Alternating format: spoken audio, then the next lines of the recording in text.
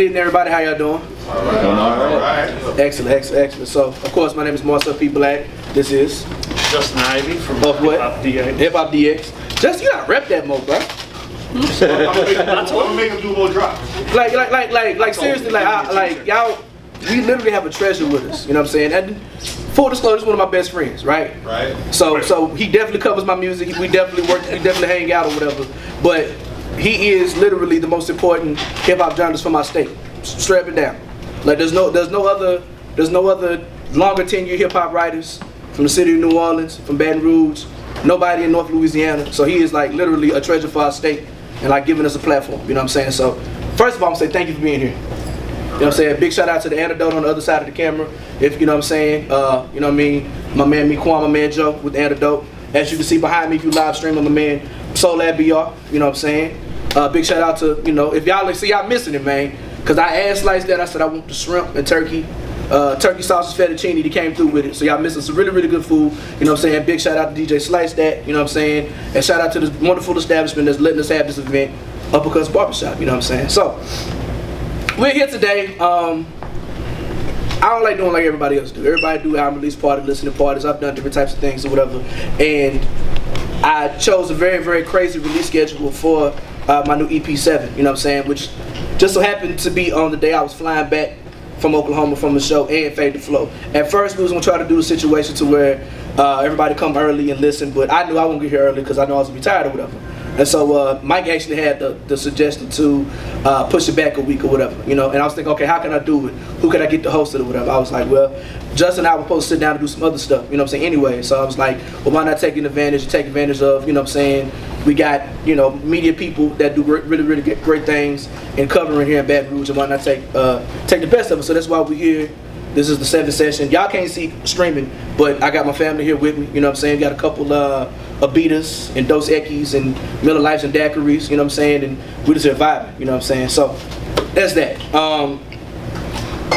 7 is my 10th project. It's my 7th EP.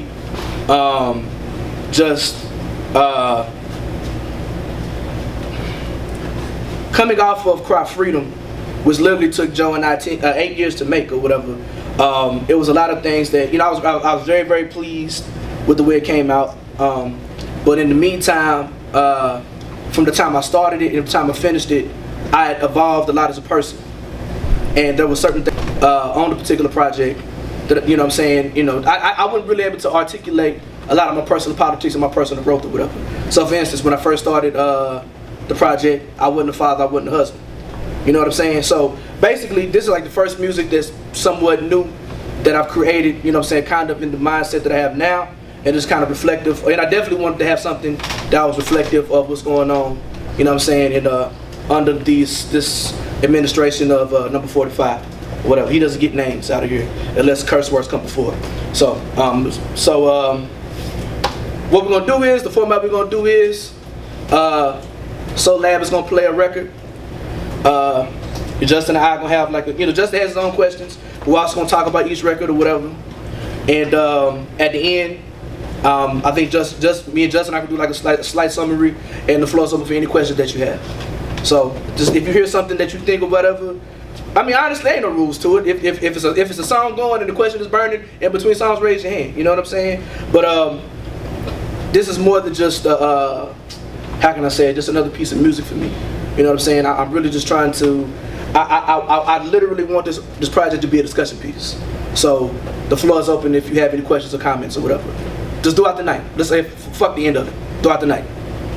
Is that cool? Alright. So Soul Lab, we're gonna get started. Ladies and gentlemen, I have taken off the gloves.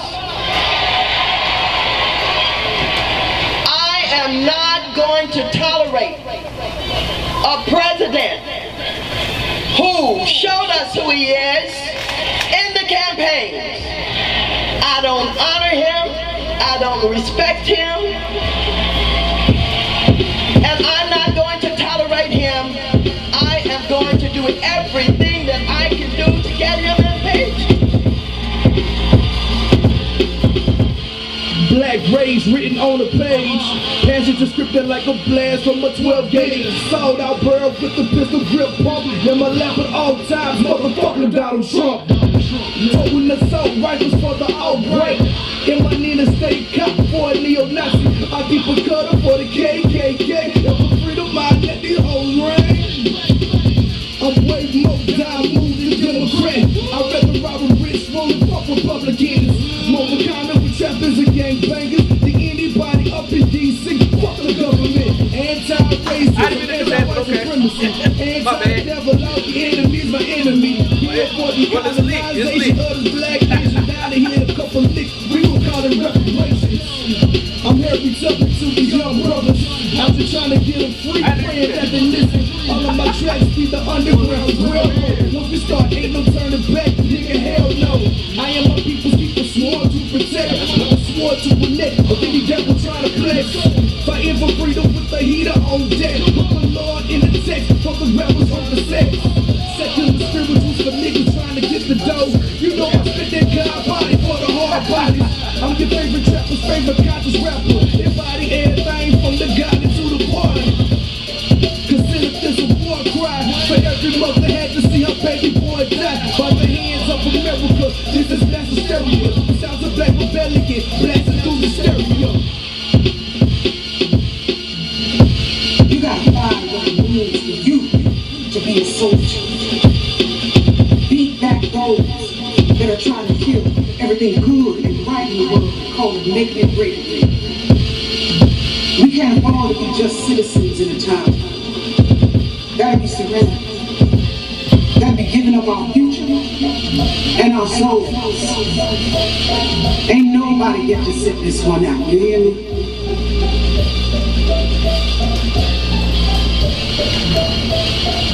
Alright, so that was Harry Tubman.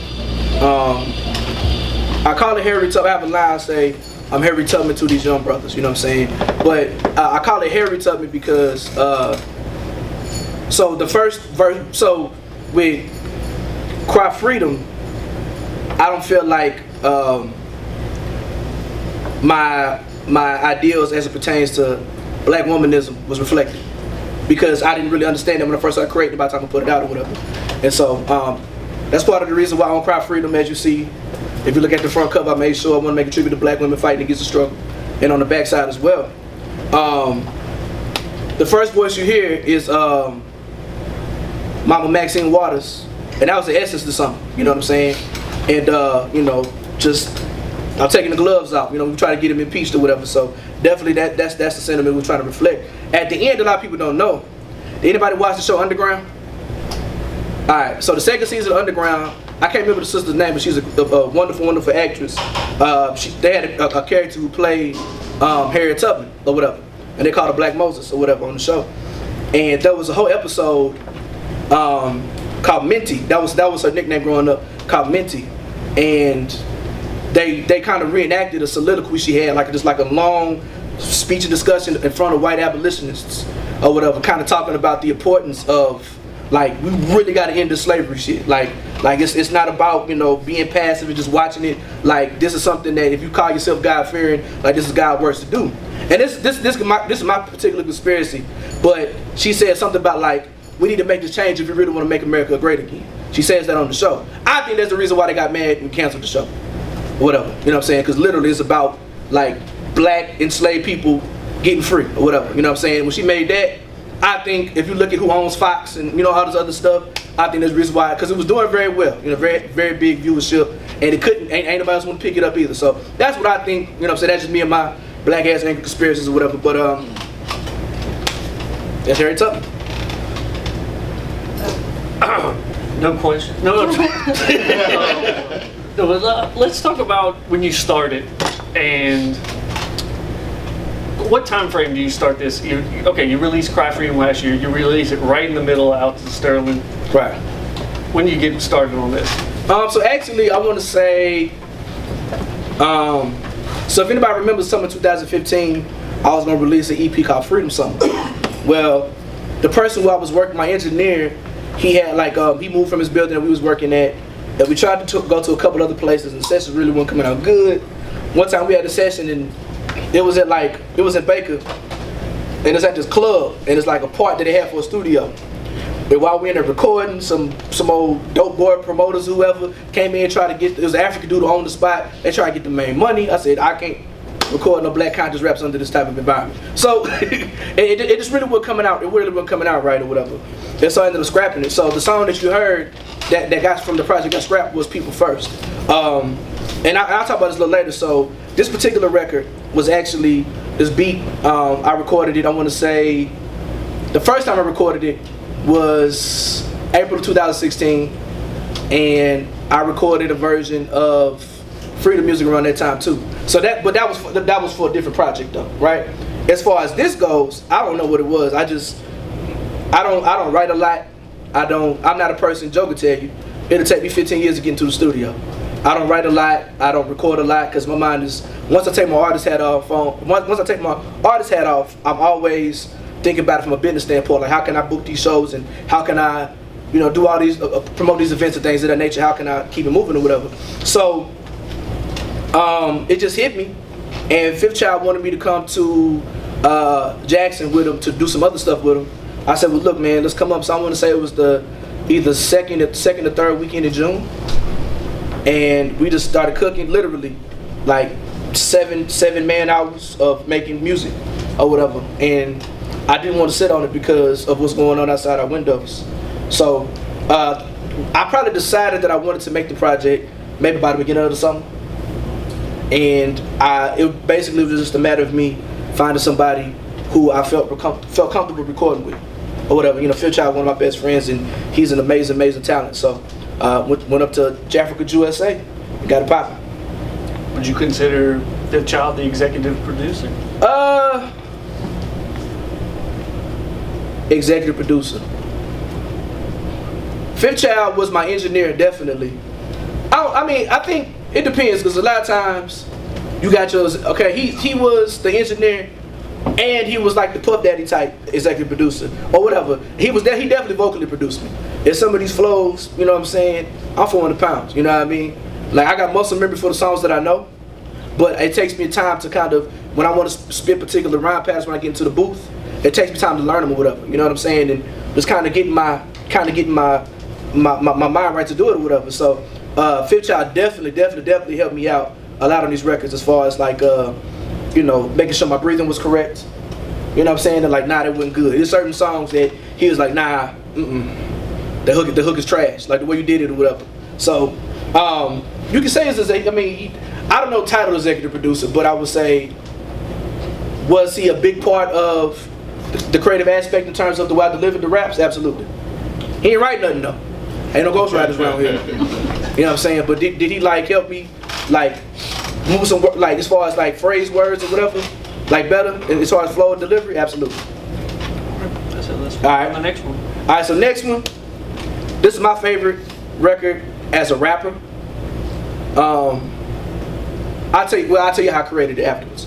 But this is Hallelujah. Let's go.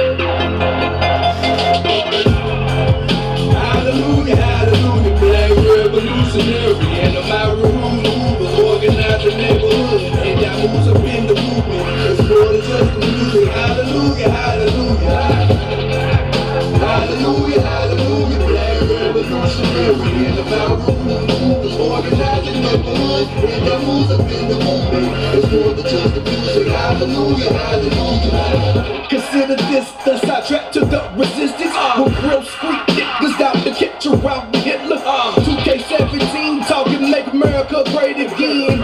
All you do is make your white folks hate again. America was great, motherfucker, tell me when. You still got blood in your hands from the original sin. From when you stole the rebels, led the slave, the original women and men. Raped our mothers, missed our fathers, and sold off our kids. So excuse me if I am not patriotic. I feel my anger rising like that Henny in hypnotic. I'm never saluting the flag. That's left by your neo-Nazi. And if I see that crack, I'm Richard Spencer, I'm a dropping. Waiting on this proper order for these racist drops supporting. Deplorable, so bold enough to hop up in this water. This is the fluke, black is the easy truth. Word disguise, I'm blessed with folk disrespecting who I intersect with. So no homophobes, hope tips are sexist. It is either folks to slap or folks talking reckless. In front of him, black must have a death wish. Bet this. Big nigga, but I never been a bully. But I'm not bad in the back from it for black niggas and fullest. Conscious rapper, but I bang like a gang member. Triple K killer. In the South where they hang niggas. I ain't governable, defying it, totally resistant. Here to clear the business on this racist ass system. My people skip while you Uncle Tom. Negro preachers selling people that are speaking freedom through the people's speech. Hallelujah, hallelujah, black revolutionary. And the mountain movers organize the neighborhood. And that moves up in the movement. It's more than just the music. Hallelujah, hallelujah. Hallelujah, hallelujah, black revolutionary. And the mountain movers organize the neighborhood. And that moves up in the movement. It's more than just the music. Hallelujah, hallelujah.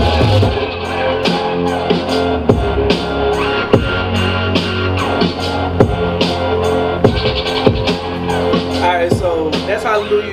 It's probably one of my favorite songs as a rapper because normally for me, like, I would say the lion's share of my rhymes are written at like 3 or 4 o'clock in the morning when I can't sleep. I just be in the bed tossing and turning, and I have like ideas going through my mind, and I just gotta get them and write them. Or I might just write down a couple lines and then everything, like I might literally write bar 3, 4, 5, and 6, and then 1, 2, whatever, all of them will come in or whatever. This record was different because, I got my Rap Dad minivan, you know what I'm saying, and sometimes I get to school early to pick my kids up, and so I might be in the carpool line for about 30 minutes depending on what time I get there.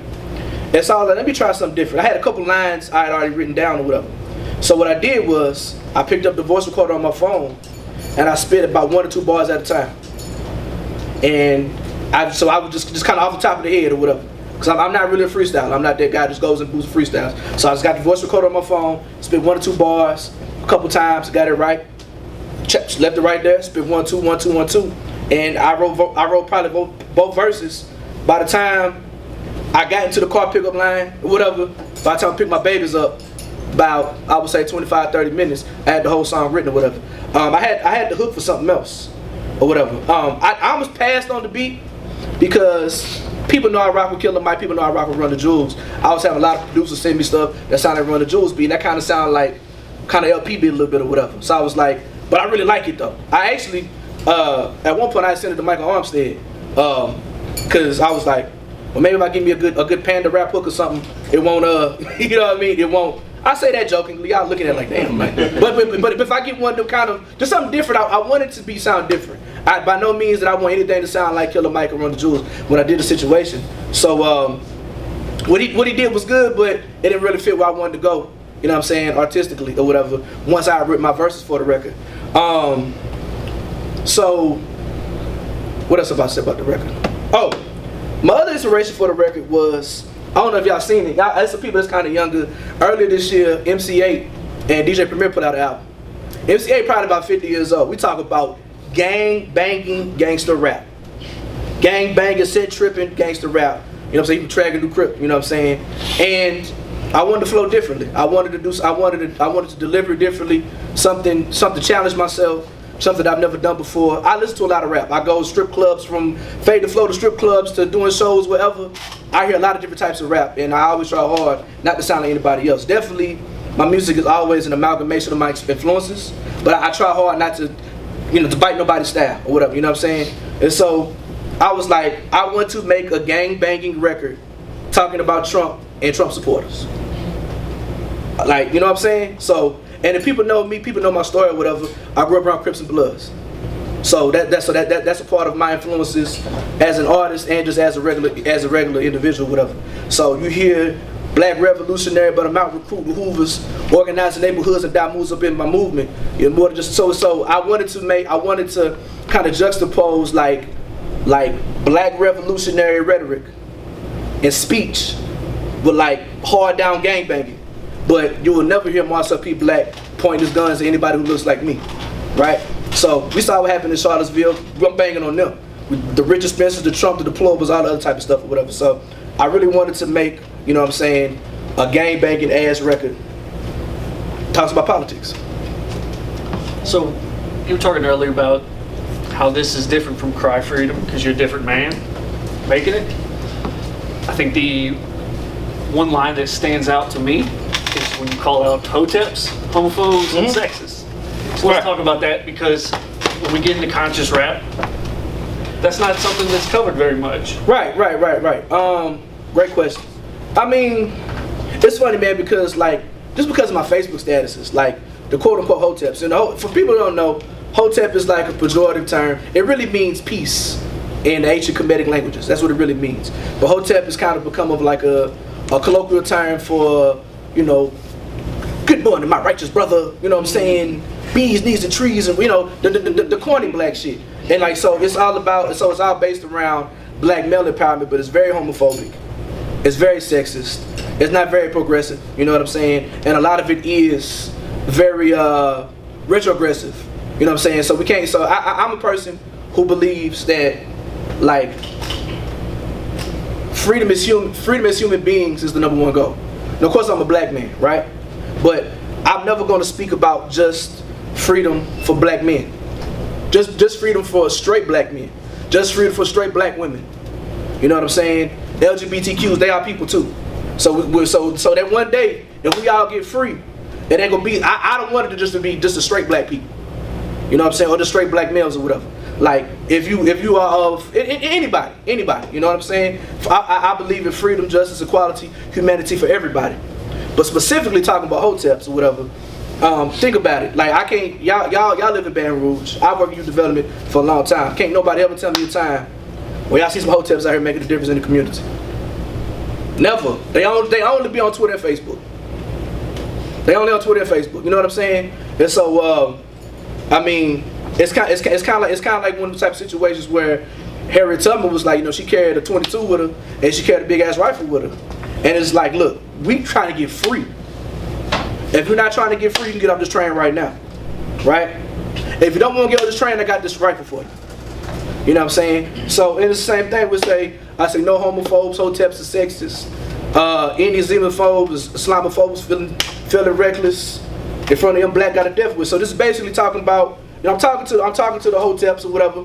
But there's any group of people, I hate to say marginalized people, any group of people that are marginalized by white supremacy, by white supremacists, and basically all the motherfuckers that Trump and them don't like, Trump supporters or whatever, we on the same side. You know what I'm saying? From Puerto Rico to the Virgin Islands to Mexicans to like, you know what I'm saying, to Islamic people or whatever, to the natives dealing with the pipelines, to the kids who ain't got no running water up in, you know, no clean water up in Flint and other places or whatever. I try to speak to that type of situation and advocate on it. As a conscious rapper, you don't hear that. You know what I'm saying? Because hell, when I was younger, coming out of a young dude influenced by the streets and just the hip hop that was out at the time, I think the first thing you do when you first come to the knowledge, you get your hotep on. You start repeating that rhetoric. Oh, homosexuality is a way for popular. Man, fuck that shit. Like all of that's a bunch of bullshit. You know what I'm saying? So at the end of the day, you know, just growing older. You know what I'm saying? Learning more, reading more, actually meeting. You know what I'm saying? Becoming friends with, you know, gay and lesbian people, having loved ones. You know what I mean? Striking up with people and having these type of conversations. It changes the way you look at the world or whatever. So if as an artist, if I can articulate that in my music, you know what I'm saying, I definitely will. And like I said, a lot of the music was created differently. And the times are different too. You know what I'm saying? So, yeah.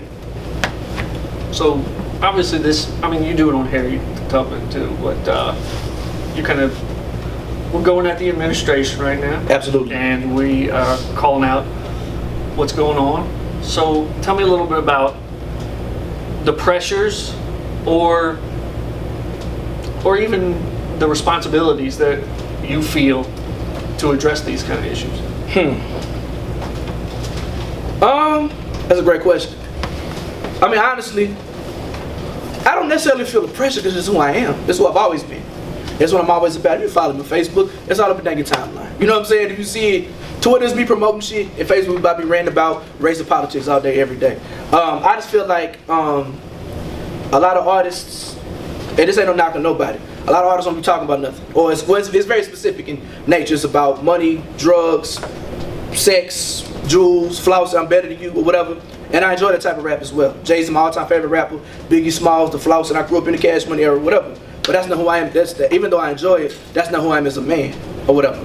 So when you hear, I got you. When you hear Marcel P Black, you're literally hearing, like, I would say 98% of what Brian Marcel Williams thinks and feels or whatever. So for me, I hear a lot of stuff, and especially coming from Baton Rouge. Traditionally, Baton Rouge has never had like a conscious artist, whatever, who was doing things consistently or whatever. You know what I'm saying? So, I don't really necessarily feel the pressure, even though I am probably like the only one repping the city doing it. I don't feel the pressure. I mean, honestly, it comes like the reason why I choose this different type of production is because I need a challenge. I can write these raps all day if I wanted to. And number 45 has given us a lot of material to talk about. Like, for the next 4 years, I might be putting out goddamn 6 albums a year. You know what I'm saying? With all the shit that's going on. If, you know, Lord willing, I want to get impeached, me, and get pencil about it too. But if we don't, you know what I'm saying? Like, there's going to be a lot of stuff to talk about. And honestly, on top of him fucking up a lot, we always going to need a constant reminder that we have to push back against this. Because it's only get worse. Mequan, you had a question? Yeah, I listen to your CD. I like it. And the question that I have is like, you know, kind of much like a follow-up to this question. You're the only one pretty much making that type of music. Why do you care so much to take your time and your money to put out that message to the people, where it's like the majority of the music of this society, they don't care to hear it, they don't, you know, entertain knowledge, or like, why are you so passionate about it? I'm sure when our ancestors brought them on the Middle Passage, they thought they'd never see freedom again. Like, somebody got to do it. Like, you know, Martin, I mean, not comparing myself to Martin Luther King, but when he was like, I may not get there with you. That's kind of my mindset.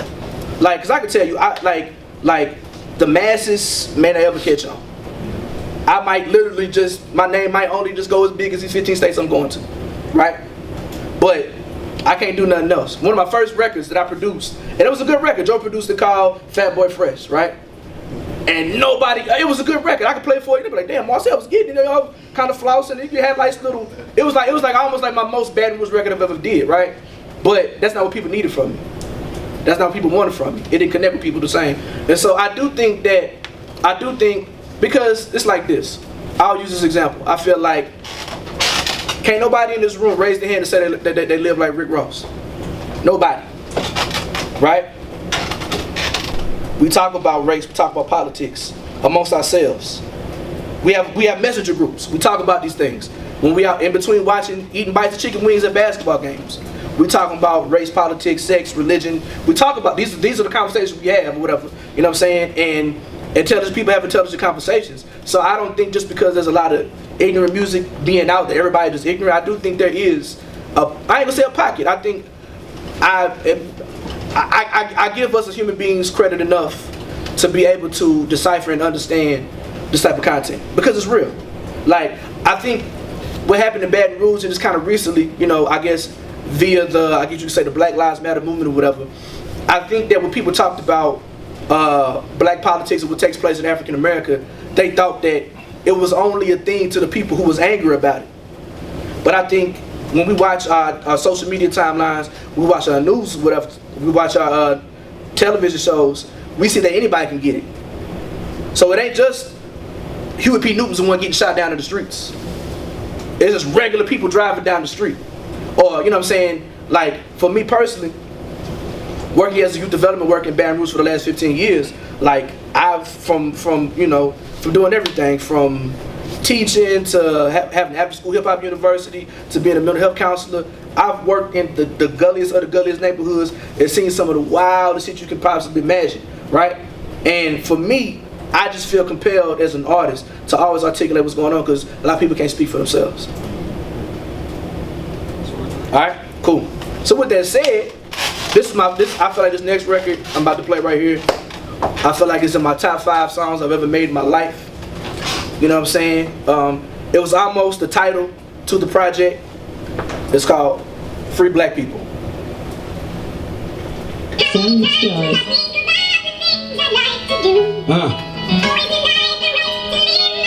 My kids call us the Chipmunk song. Yeah. Shout out to the Chipmunks.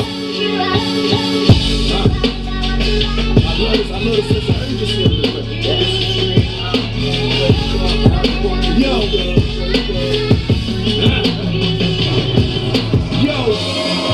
Every night before I close my eyes, I pray to the Lord that I don't die.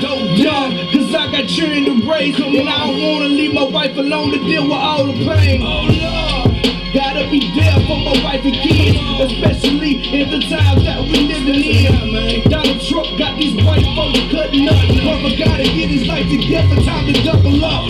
Buckle up, cause the road is getting rougher. Times are getting tougher. I refuse to let the fam suffer. I'm just trying to break bread like the Last Supper. Get about the struggle, heaven and mother. I see free black people when I'm not awake. But when I'm wide awake, they still trying to make the space. American dream wasn't meant for me. Got me living black American nightmares out there. So if this is a dream, I don't wanna wake up. I said, if this is a dream, I don't wanna wake up. I pray me in freedom, yo, never wake up. Cause we ain't never been equal. But when I close my eyes, I see free black people. Every single time I flow in the slave and master relationships is my whole goal. The decolonization of a black nation. In black tracks equal black liberation. Black empowerment, empowering the powerless. A source of strength in the midst of all this cowardice. When I close my eyes, I got freedom on my mind. And dream about a place up in the sky in which don't gotta tell my son that he can get killed just for playing with a toy gun.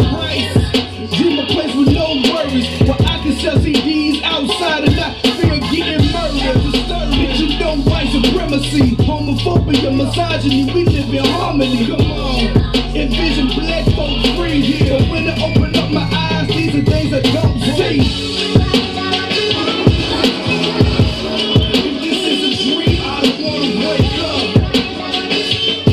I said, if this is a dream, I don't wanna wake up. I pray me in freedom, never ever wake up. Cause we ain't never been equal. But when I close my eyes, I see free black people. Free black people. Right, so got the little Chipmunk song going on. Yeah, again. man. And Chipmunk song. it's been a minute. So tell me a little bit about going back to that and Oh, it's about production-wise, the type of production? Yeah. Man, I grew up, I was in high school from 98 to 2002. So I grew up in the Rockefeller era. I grew up when Kanye was ghost producer for Beanie Siegel and nobody knew about it, you know what I'm saying? You know, Kanye, Bink, Bula, Just Blaze, Ski Beats, whatever.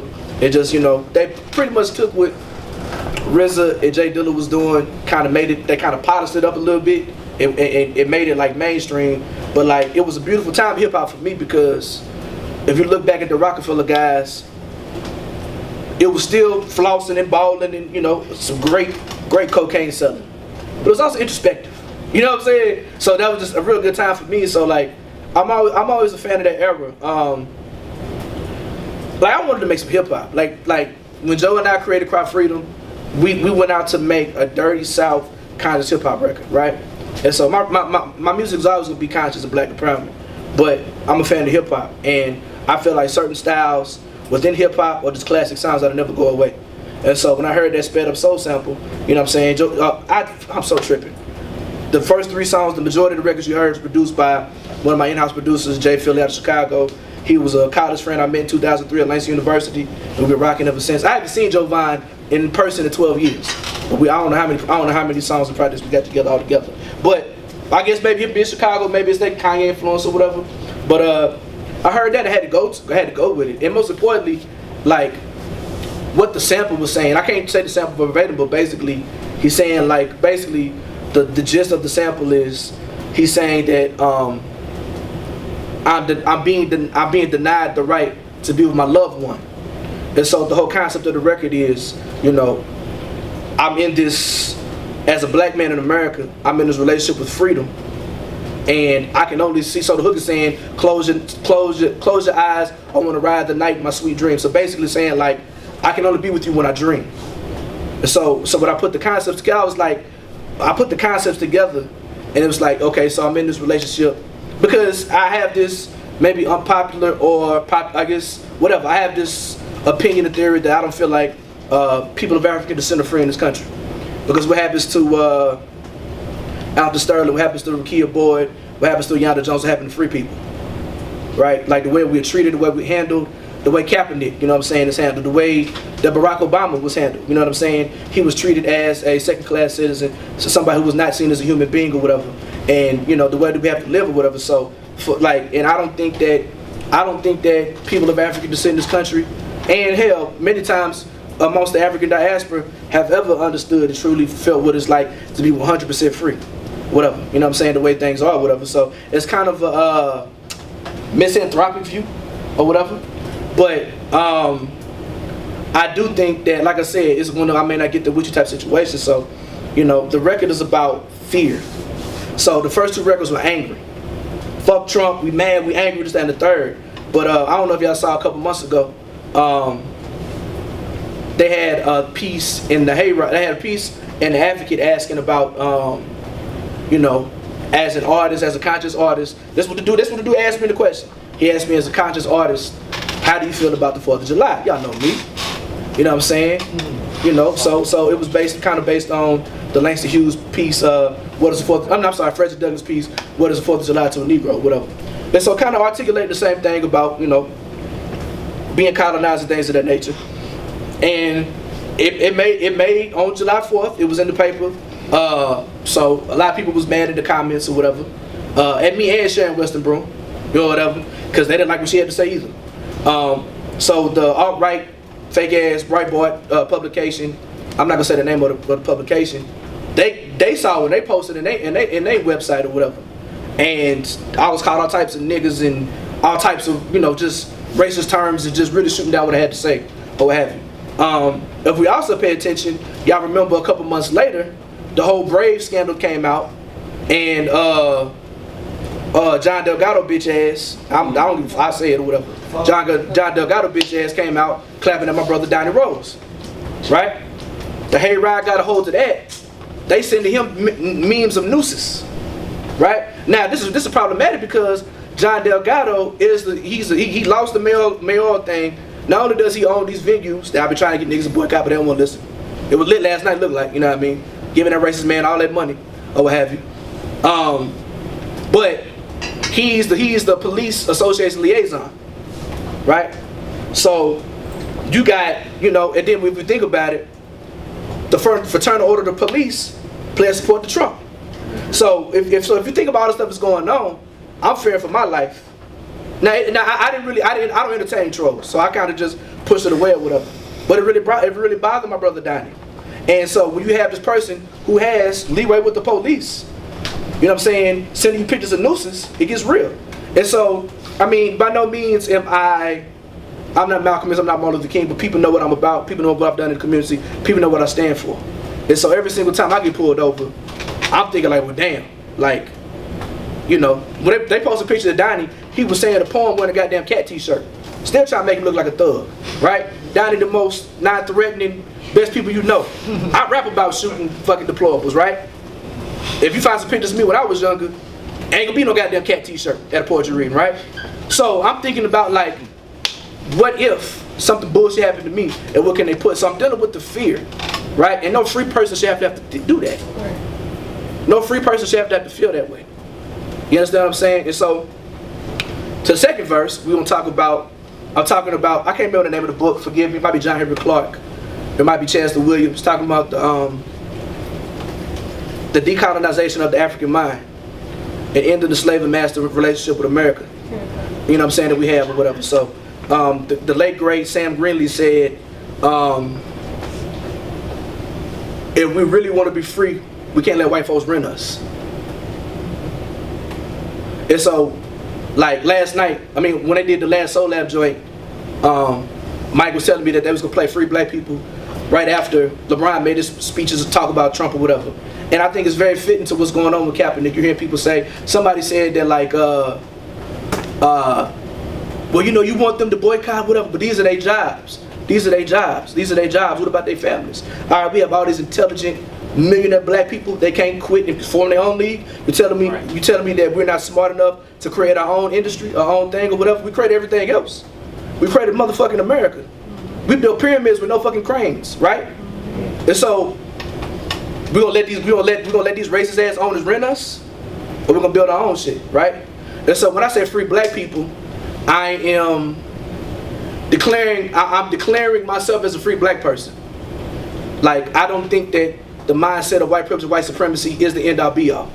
Right? I'm declaring myself as a free black person. Need to be locked up. I'm saying free black people at the same time. So it's kind of it's almost like a contradiction, a contradictory entendre. But I think that shit would be dope. And when the t-shirts had with the hashtag on this, hit free black people, y'all gonna rock that, right? Yeah. Alright. You asked me, I answered like 4 questions, you asked me 1. That's your move. That's what I do. That's what I do. Y'all know me. I do it with love though, you know what I'm saying? So, on this record you bring up your family. Of course. Like always. And you're talking about dreams. You're Yes. talking about the idea of freedom. Correct. So my question is this. Do you see your kids being free, truly free? Or do you feel that's not that it's going to be their kids' or their kids? I think all we can do is work as hard to build our freedom to the best of our ability. That means is wherever we can, where it makes the most sense, is withdraw ourselves from these institutions that don't value ourselves. When we have our talents, that's the reason why, I mean, from a music standpoint, y'all know y'all probably think I'm just an overbearing asshole, but when I be preaching to y'all, these young artists, about taking care of your own business. Because let me tell you something, the music industry don't give a fuck about you. It's the same thing as a plantation. They'll rape the shit out of you if you let them. And that's what they're trying to do. That's what it's designed to do. So when I'm talking to these young artists about bossing up or whatever, and taking care of your own business, and if they come to deal with you, you have the upper hand in the situation. It's because I'm thinking about freedom. I'm thinking about freedom as an artist, freedom as a businessman. So when you ain't nobody pocket, you ain't got to make no music you don't want to make, you ain't got no business moves you want to make, you're truly free to be the artist who you are. That's the reason why I always preach that type of stuff or whatever. So, I mean, do I see it for my kids and my kids? All I can do is preach to them the idea of freedom and the ideal of freedom, or what freedom should be, so they can try to live their life as a free black person. You know what I'm saying, to the best of their ability. I don't know, honestly, like as it pertains to freedom, like us, we like as Africans in America, all we have is the power to govern ourselves, right? Because we don't have the power as of right now to dismantle the institution of white supremacy.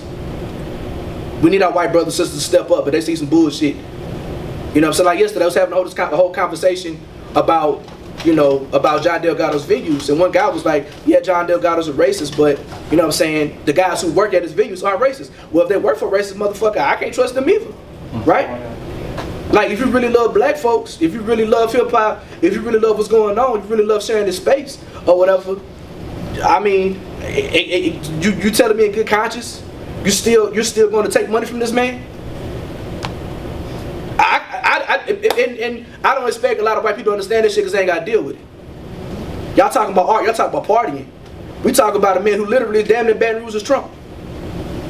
You know what I'm saying? So therefore, it's going to take our white allies and accomplices to really, you know what I'm saying, work, you know what I'm saying, on y'all's standpoint to this, because we didn't build this institution.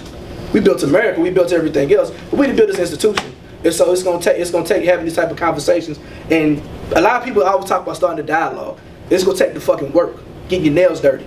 Like, it's going to be uncomfortable. Ain't no comfortability in getting free, right? It ain't like, oh, free, well, shit, let me just go take a bubble bath and everything is all. No. It's gonna be some pain. It's gonna be some hard, ugly conversations that we gotta have. It's gonna be uncomfortable. It might make some shit when I say, and if I, you know, say, all right, I haven't performed a lot of this stuff live. I digress. I performed Free Black People live, and I was in Tulsa, and I said it with the big. I said, and Donald Trump got these white folks cutting up. Now I'm from Oklahoma. I already know what it is. You know what I mean? And then some people like, yeah, I'll be uncomfortable, motherfucker. That's what it's for. That's what it's for. You know what I'm saying? It's funny how, like, I I go to a lot of ignorant ass rap shows. I never hear black people or white people say anything when a nigga done got on stage and killed 30 motherfuckers. One time, the most crazy line I ever heard in my life on the show that I was at. I was doing a show in New Orleans, and it was part of a dude. I ain't say the name of the group, but this dude before me, he say, "Uh-oh, that'll let a real nigga out the gate. So niggas about to get killed, bitches about to get raped." The dude like, "Yeah!" I'm like, "Wait, what?" And I did Black President. And people gonna tell me about being like, "What the fuck are you?" Because I had a song that was critical about Obama.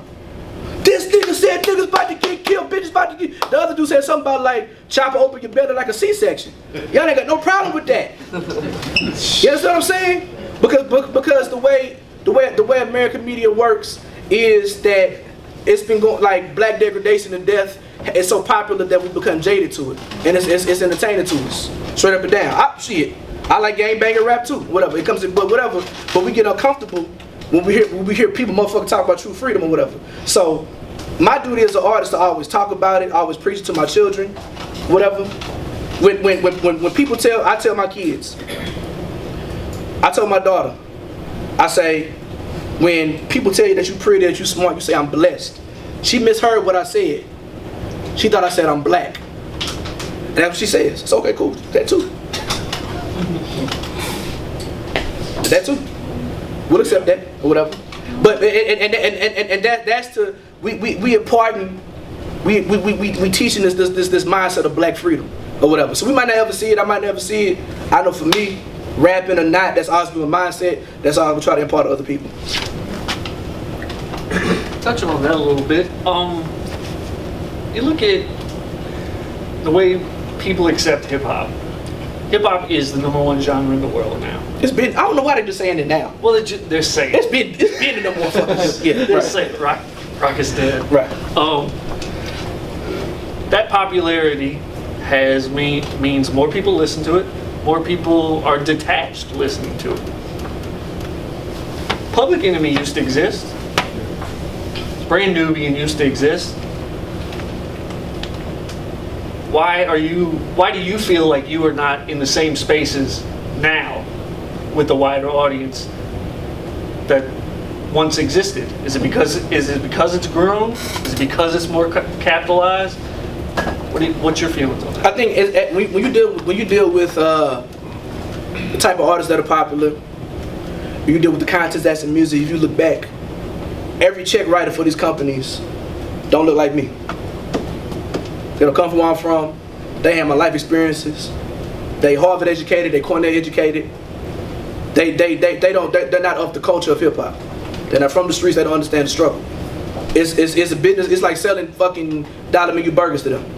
Literally, dollar menu burgers. Especially if you talk about people just coming out with streams and singles. Niggas ain't even putting out Happy Meals no more.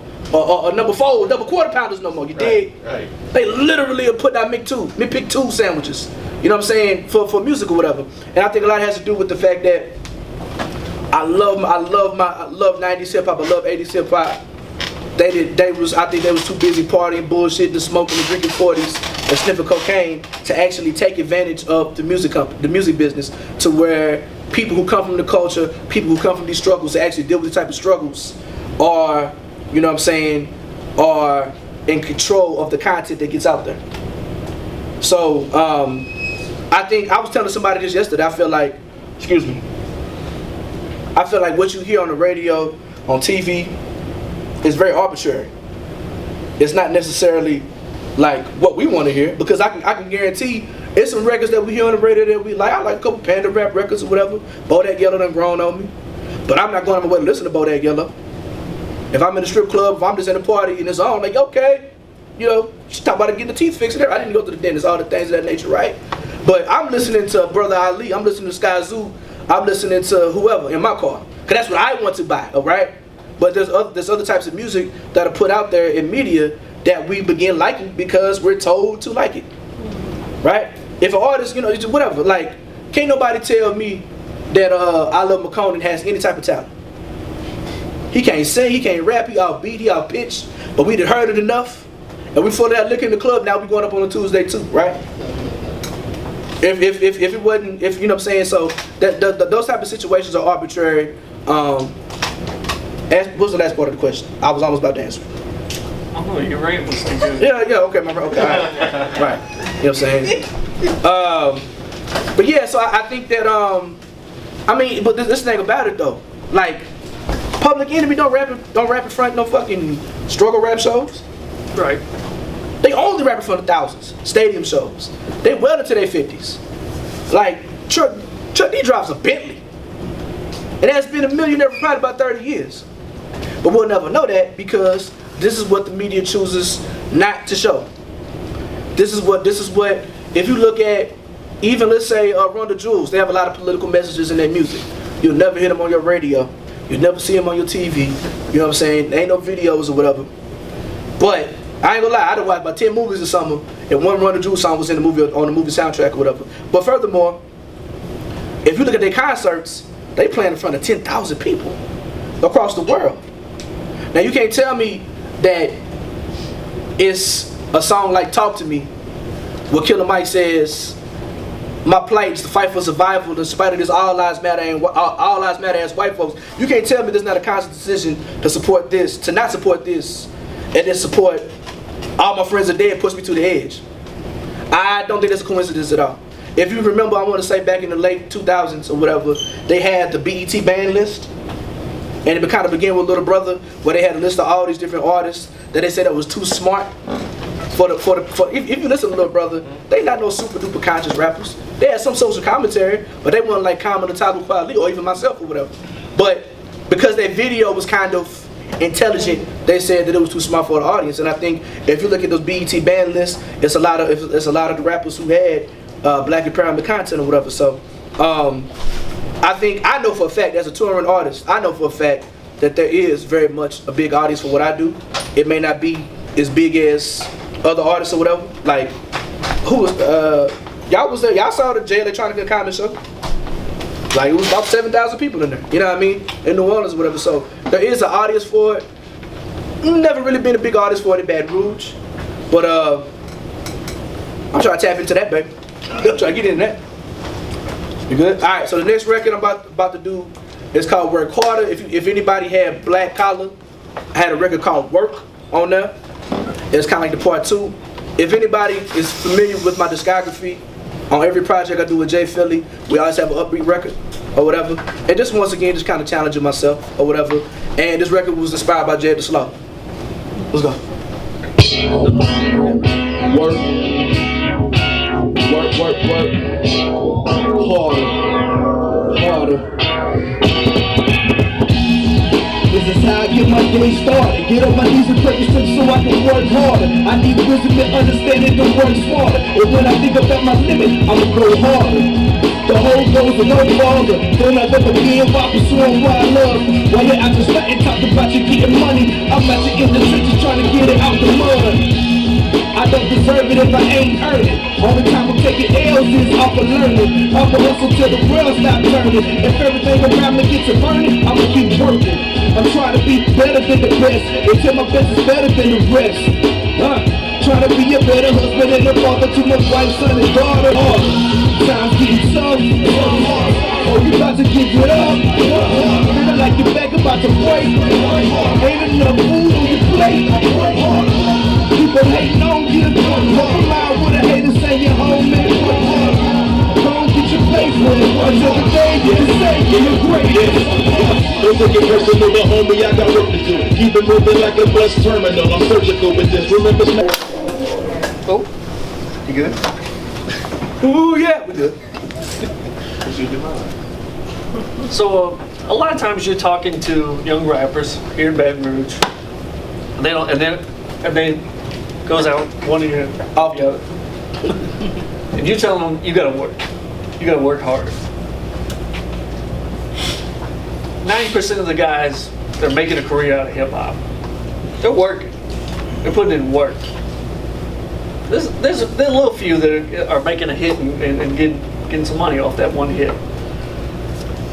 Tell me a little bit about being all in on your art and putting in those long hours every day. Honestly, It's so funny, man, because I talk about it all the time. If you ask me how, I don't know, because it's just what I do. Like, I don't know. Like, my father was an independent artist. You know what I'm saying? Pressing up his own music, going city to city, state to state, selling CDs and tapes. Just pretty much doing everything himself. He showed me, quote unquote, the poor man's copyright when I was like 5 or 6 years old. Basically, when you mail your CD to yourself, so if somebody try to steal your shit, you can say I had it first or whatever. Like, I don't. It's relentless. Like, I have a full-time job, and I guarantee, with my full-time job, I'm required to log in 32 hours a week a minimum. I guarantee I'll probably work 80 hours a week with rap shit. And when I say it's constantly, excuse me, beer, give me the burp, excuse me. It's the peach, man. The peach will beat him, man. Shout out to Cooper for bringing the beer. Amongst many other things, he's a great guy. It's waking up. It's checking your email, sending emails out, Googling. If I want to go do a show in the city, it's doing the Facebook search of hip hop in such and such city. It's finding the Facebook page. It's sending them a message, introducing who I am, showing them my press kit, asking me what they like to present. I'm gonna give y'all some free game here. Present a proper EPK to the email. Sometimes yes, sometimes no. It's Googling whatever, Googling different cities that have colleges to see what's playing on their charts or whatever, on the CMJ charts. It's going to different cities, passing out flyers, performing, just keeping building relationships. Me and Alfred Banks talk every single day about how we can further our careers. What we can do is about creating different types of ideas that make you stand out all day or whatever. One thing I learned a long time ago, and I never had the necessity of doing this in Baton Rouge because I've never made the popular type of music. So I've never had the necessity of thinking because my music is so good that people gonna fuck with it just off rip, right? Because I knew it was good. I know I make great music, but I know that's not what people listen to on the regular. I was here before jig music, right? And really started making like hip hop in the hard down jig era. You know what I'm saying? Like, and so it never was the most popular music. So for me, it was always about being creative, and like me and Tubby talked before about creating opportunities for myself, whatever. So also as just a student of black nationalism or what have you, just watching how intelligent black men and women use their own resources that they had to create something for themselves, right? So that's all just kind of been my mindset. So I mean, it takes a shitload of work, constant grinding, constantly texting somebody, constantly messaging somebody, constantly making the phone calls. I am a hip hop nerd. I have every Source magazine from, I want to say, 2000 until they stopped pressing them. When I moved, the heaviest thing to carry is my big ass tubs of magazines. So I like to go back, like that's like, you know, we're older now, but you know, back in the day when we was young, you had the car catalog at the library, and there wasn't no Google, so you had to go pull the car catalogs to see what happened, whatever. That's how my house is. So you go into my house, I got an old drawer that we gutted out or whatever. It's like a long drawer, about that long, we gut it out, and it has all my magazines that I have organized by year. And so when somebody started talking about what happened in 2006, okay, I know I got 12 issues of The Source. So we're gonna talk about what's going on in pop culture in 2006 or whatever. Because as a history major, we're taught to look at primary sources. And so I have what I always talk about as nigga conjecture, shit that niggas say that can't nobody really prove. You know what I mean? And so for me, I use those old magazines as my encyclopedia as it pertains to hip hop. You know what I'm saying?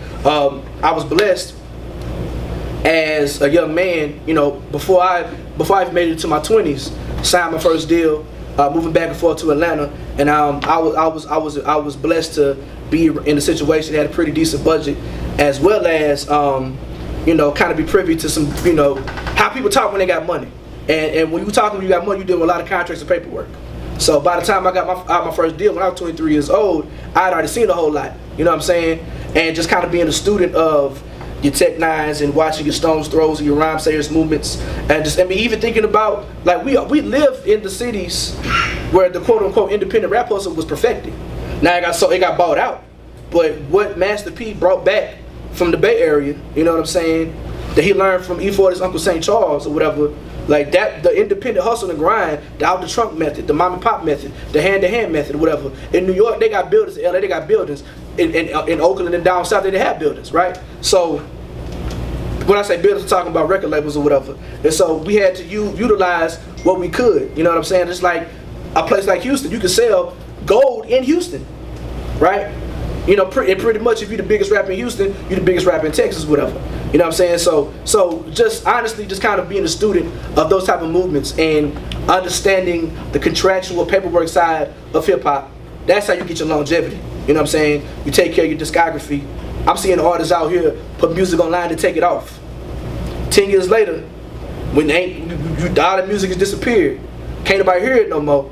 You're missing out on thousands of dollars in publishing and copyrights because the music is nowhere to be heard. Like, we in the era right now where everybody want to drop singles, right?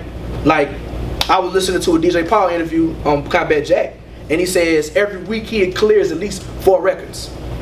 He ain't hit nobody over the head, but you talking about he's clearing up for $250,000 a while. That's $1 million a week off his back publishing. You know what I'm saying? The reason why 3 6 Mafia has never went, had it went platinum, show? 3 6 Mafia went platinum? Yeah. I know they got a couple gold albums. Well, the reason they not selling 10 million copies, but the reason why they're so wealthy to this day is because they own all their publishing, all their masters, right? So maybe just different times of streaming and things of that nature, or whatever. But as an independent artist, understanding all of this, it's a full-time job. It's relentless. I gotta shout out Jed the Sloth. I love Jed the Sloth to death. I'm tell you the reason why. On top of being a great human being, I've been mentoring rappers for a long time, and y'all so damn hard-headed. Jed be the only one who listen. I'd be so happy when I see him be successful. And I'm not saying that I'm responsible for seeing his career, because he works extremely hard. Jed to come to me, he might have something 80% done, and he'll just need one question to get it fixed or get it done. Everybody else want handouts or whatever. And I've seen a lot of artists take heed or whatever, and it's kind of peep game or whatever, but for me, I feel like this Fade to Flow in general, this incarnation, I've seen a lot of artists, people are literally like cherry picking our lineups. They come in, they don't even support, but they watch what we do, and they say, hey, y'all kill shit, and they book you for other shows. And that's what we do it for. You know what I'm saying? And so I do see some young cats paying attention. You know what I'm saying? I've seen more now than, and I think before, when I was kind of mentoring, I wouldn't as seasoned as I was and accomplished myself, right? Now that I'm kind of removed from the situation, people can kind of see it, and it makes more sense or whatever, and you know, I believe I got a little bit more wiser. But definitely the second verse was talking to my Fade to Flow family. Because a lot of people they didn't really see my grind out here in Baton Rouge, because I don't really rap here in Baton Rouge much. And I gotta say this too, man, shout out to, when we talking about working hard, the second verse is from Philadelphia born, Phoenix and living, Phoenix based artist, Mega Ran. People don't know Mega Ran, I'm gonna give you a quick history. Mega Ran he's what you call a nerdcore rapper. So he raps about nerdy shit like video games and computers. I want to say, I don't remember what year, in the mid 2000s, he put out his brand name is Random. He put out a project called Mega Ran, and the whole album was made off of samples from Mega Man, the video game. He put it out with NAND sample cleared. He gets a letter from Capcom, thinking this shit about to get shut down. They offer to license him.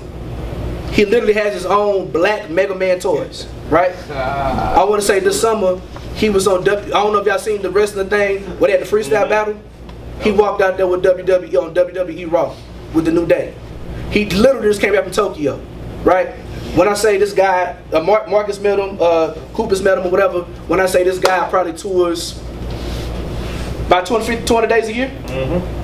And like, he makes well into the 6 figures, rapping about fucking video games. And he can rap his ass off. He said 182 shows last year. He did 182 shows last year, right? No label, just independent is just us. Like, independent is you, independent is me, right? But he loved, so when I thought about work harder, there was no other artist who I know, literally. Everything he's saying on that verse is 3,000% gospel, and factual. Like, to keep up with him is absolutely ridiculous. I'm trying to do rapping. I did a show with him. Well, he booked me for a show in Phoenix earlier this year. I'm trying to link up with him. Man, this man touring through Alaska in February. You know, it's cold as a motherfucker in February, right? He up and getting the Eskimo money, man. You know what I'm saying? And so for me, I've never been stuck and fixated on what I see in front of me. A lot of times in Baton Rouge, we see what's local hot, and then we see what's national hot. I guess maybe with me being a transplant and me traveling a lot, seeing a lot of different things, I always knew what there is in Baton Rouge is just literally the tippy top of the iceberg and what we can accomplish as independent artists, right? So I've never felt the pressure to make what's hot on the radio or whatever this, that, and the third, I knew that a lot of people were making a lot of money, making a lot of moves, making what they wanted to make, or what have you. So, like I said, I definitely thought about Fade to Flow. I definitely thought every time Jed says something, I tell him to work harder. And he takes it in stride, and he goes for it or whatever. And a lot of other artists too, but I definitely had to shout out Jed Sloth in that capacity. Talking about Mega Ran a little bit. Okay. This is second project where you've had some very big artists on there, and maybe it's not going to be known this year, next year, but maybe 10 years from now, it's going to see a guy in Baton Rouge that's working with some pretty big names.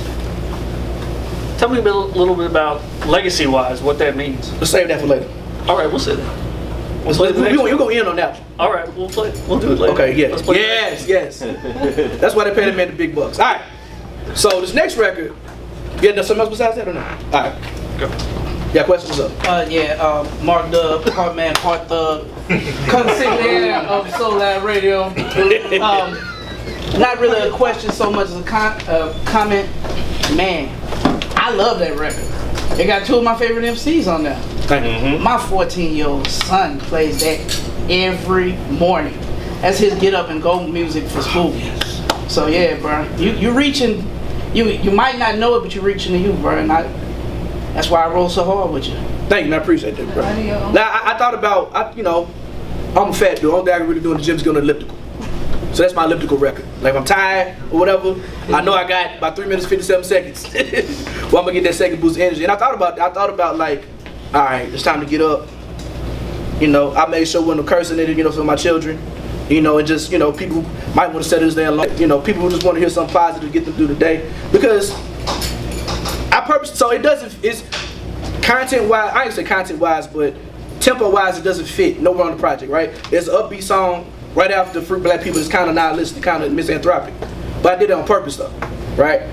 I did it on purpose. It's like, okay, we not free, we struggling, it's fucked up out here, but we gotta work to get what we gotta get. So even though we're talking about hip-hop in particular, but it can be about anything. It can be about the job you're working. It could be about working in the gym. It could be if you were a damn coal miner, if you were working on a garbage truck, if you, whatever, you know what I'm saying? If you just something that tells you that if you push as hard as you possibly can, and you can make things happen for yourself. All right, next record. Shout out to Mega Ran. I forgot to say at the beginning. Shout out to Mega Ran. He's actually gonna be here on tour soon, around November or whatever. If you ain't never seen Mega Ran live, I say this, Mark can agree, Justin might agree. This guy can rap his ass off, and regardless if he raps about video games, he can probably out-rap your favorite rapper any style you want. Be it trap, be it panda rap, be it bars, he's gonna out-bar you. He's really that good, straight up and down. And he will freestyle. And he will freestyle, do all that shit. Like he is like a master MC, straight up and down. I'm blessed to have his record, have him on my record. All right, this next record I'm doing. We got Superstar in the building, Nearly Nation in the building. whatever. Had to put you on the spot. This next record I'm doing is Freedom Music. It's with a sister named Victoria Cross from Jackson, Mississippi. I originally wrote the hook for KP Soul, but he wasn't able to come to Jackson with me that weekend. So I told Fifth I needed a soul singer. He called up. She literally came over in 30 minutes. And she knocked out the verse for us or whatever. So it was the first single. I feel like I got a lot of good music, but what was going on at the time, I feel like it best encapsulated what was going on. So I chose this as the first single. Let's go.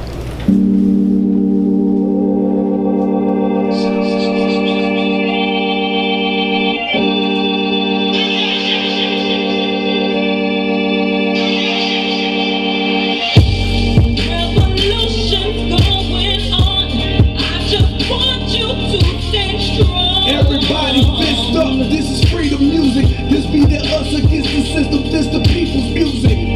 Revolution's going on. Keep your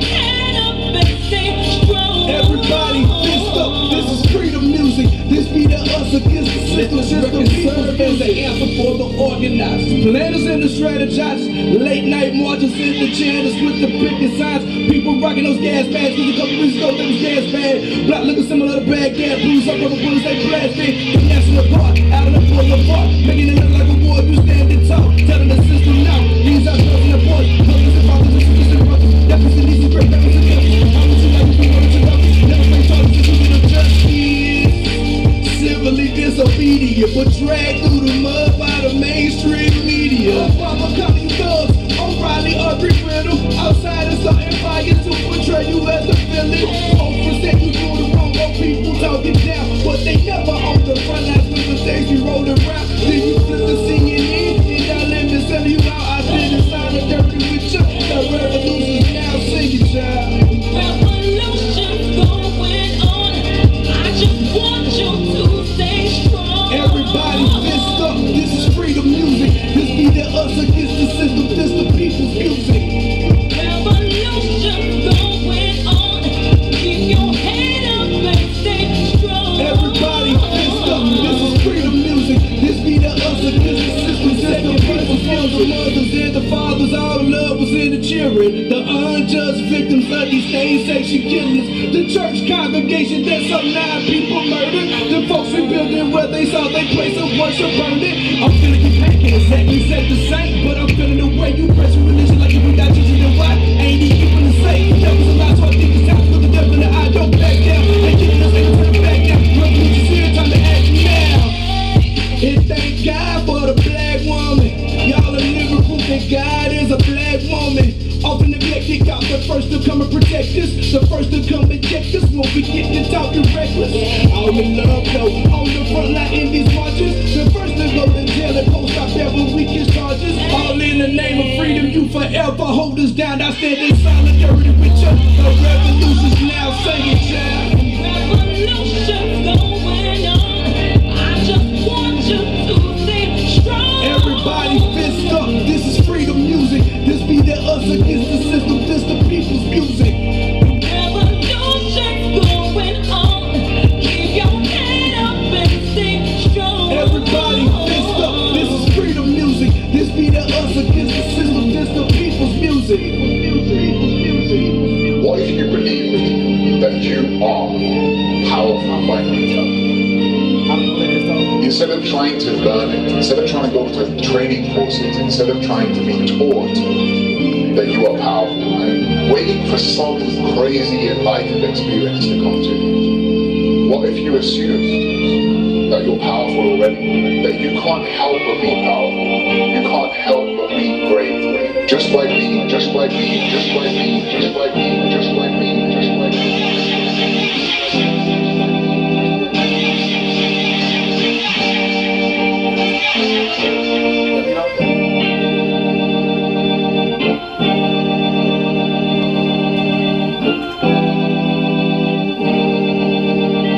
Freedom music.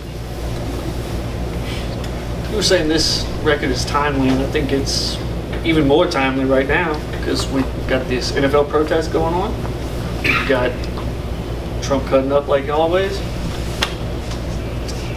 You addressed this on the record a little bit, but I want you to expound on it if you can. How do you feel about how people address and react to the way people protest? And there's always, it seems, a problem with the way they do it. You can do it some way, but it's never really told how you can do that.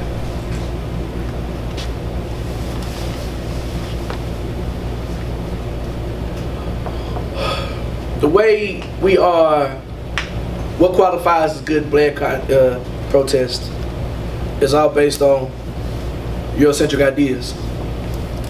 White people can literally burn Charlottesville down just to be mad because I don't know what they mad about in Charlottesville. What was they mad about in Charlottesville?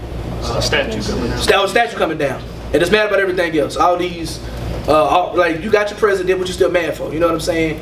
Or just, if you look at these dumbasses burning their jerseys, right? Mm-hmm. White people can show how they mad any way they want to.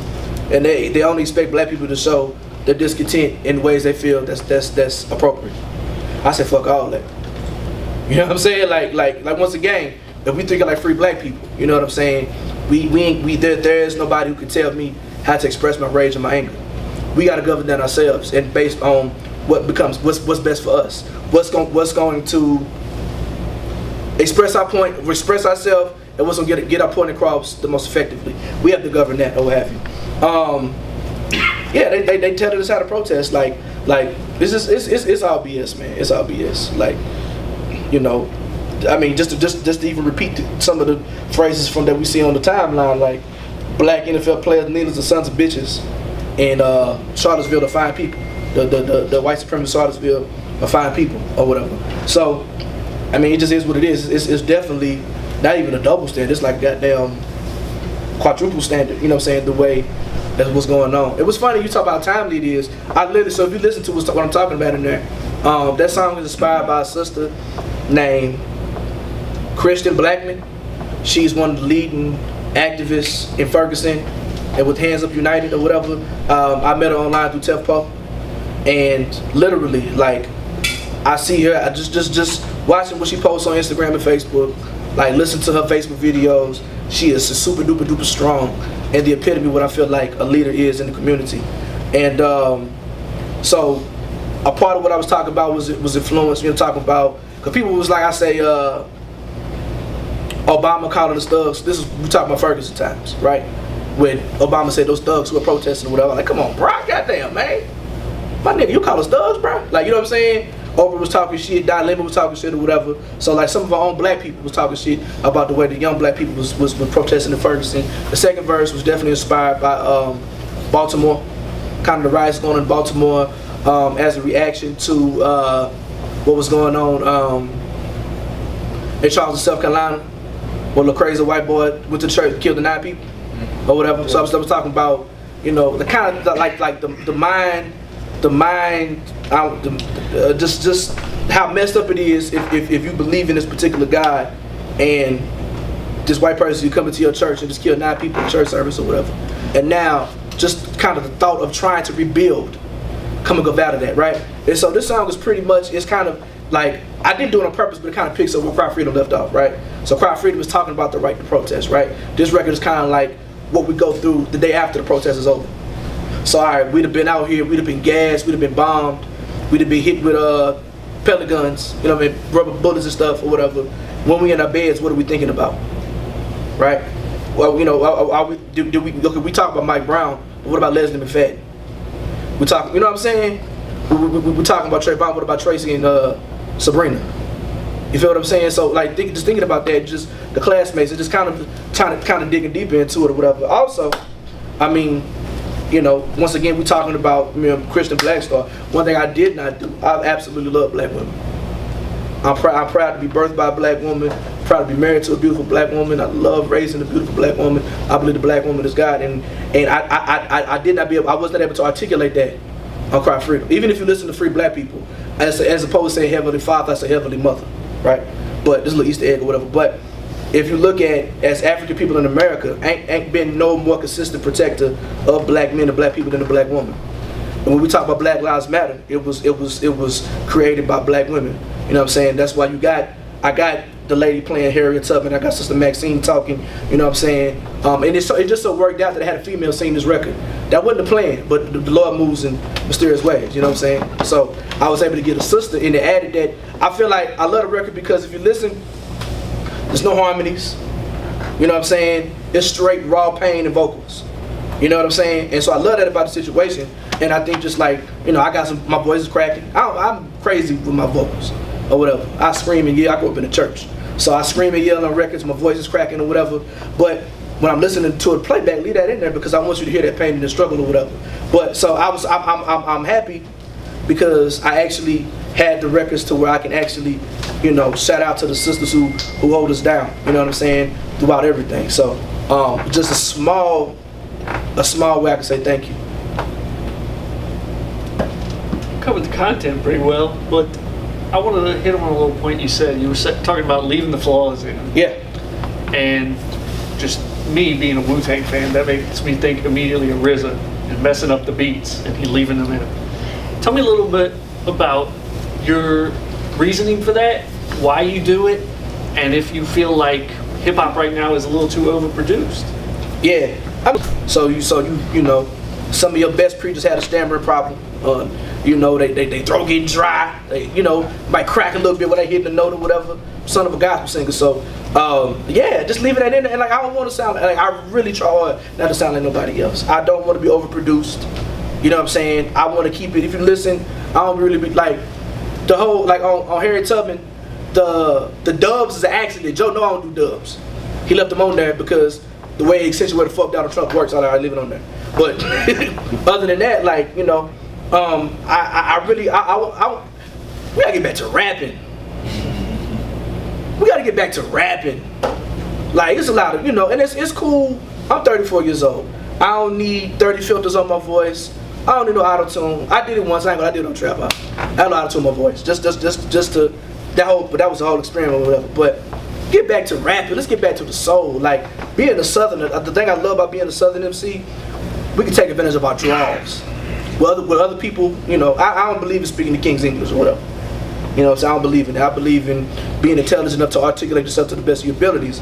But I don't judge anybody's intelligence by how well they can talk by motherfuckers who don't even live here, right? You know what I'm saying? So, especially if they don't look like me, I don't really care about that or whatever. So, the beauty of being a Southerner is we can take advantage of our draws and our accents and our vernacular, and a lot of that comes out. You know what I'm saying? I'm a huge fan of Scarface. And on some records it sounds like Scarface in tears. So when I say, let the record serve for the answer, you know what I'm saying? Like, that's like just things that I'm learning or whatever, and just taking advantage of that or whatever. And just, man, just trying to do a different interpretation of art, man. And like, I was always a kid, I never, to this day I can't write, my penmanship is terrible, and I can't color inside the lines to this day. And so I think about that as an artist, you know what I'm saying? Like, because I feel like it articulates the pain and the struggle in ways that the biggest dictionary word can't explain. All right, next record is Hustle Westbrook. I'm not no punchline bar spitter. I'm not no metaphor like ass type guy. I rarely don't talk about other stuff than what I'm talking about or whatever in terms of socio-political content. So this record and the last record, I just want to have some fun. 60 bars straight. I ain't gonna lie, I do it in one take. I did it like my third take. I ran the whole verse, 60 bars all the way through. Just playing with some different styles. Influence, I was listening to 2 Chainz and listening to Lil Wayne. And just trying to, like, okay, just seeing how they can rap for so long without they shit sounding boring and monotone. So this is Hustle Westbrook. Wait, don't waste no time, let's go straight in, let's go. Blacker than the midnight of midnights, burning like the Venus that can't ever be extinguished. Colder than the bag of a polar cap, putting the seed on my Mac and talking it with my shoulders have. Stronger than Samson with this dreads than the Samson. Harder than Ali, North and Rado, Reagan crack. Focus like 2020, your visions and stigmatism. I be giving them so much work that they can probably start a business. Try to make kings drink shake when I'm on the block like King with the rocket sugar fist. So rappers saying, stay on my living with this gift that I've been given. To spit that God body, but the hard body's missing. I'm from Idaho, but I grew up in the jungle around with niggas from the church, but been worked up in the kitchen. Imagine Saturday nights and all red with niggas gripping when they moaning in the choir with the Bible read the scriptures. Not glorifying, just clarifying influences. When it comes to God in the block, zero foolishness. I call my niggas guys on the block, they just don't know what they are. From the civilized and dumb, different block. These flows are slow, reconnecting the young black male to the revolution as well as my sisters too. Cause I believe black girls are messiahs too. The black woman is God, don't let these devils lie to you. If you get just the pressure, then the route was out. Turn my back on people out of struggles, what I never do, never.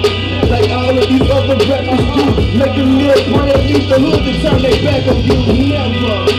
My content is conscious to make for these garbage ass rappers ain't ain't never shot nobody, but they make it seem cool to go and see a nigga with that pistol after school. Meanwhile, fellow leaders in the trenches, working with the D-boys in the dope feast, cheering, building with the killers and the widow mothers living, trying to show them different from the lies in your lyrics. I'm different, man, and I'll spit it from the spirit. Sanctify the secular at the same time, bridging the gap between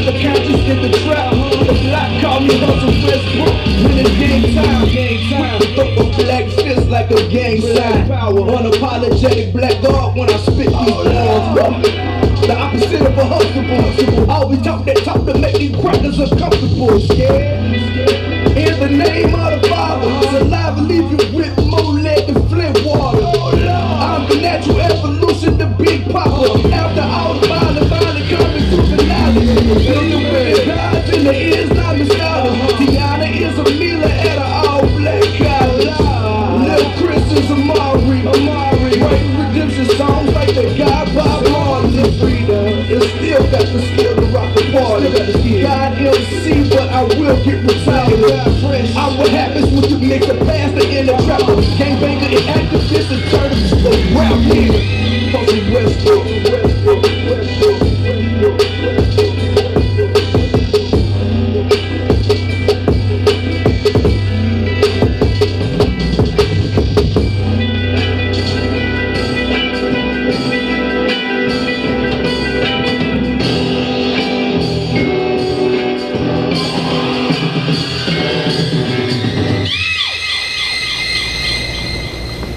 I like to refer to that song as your mission statement.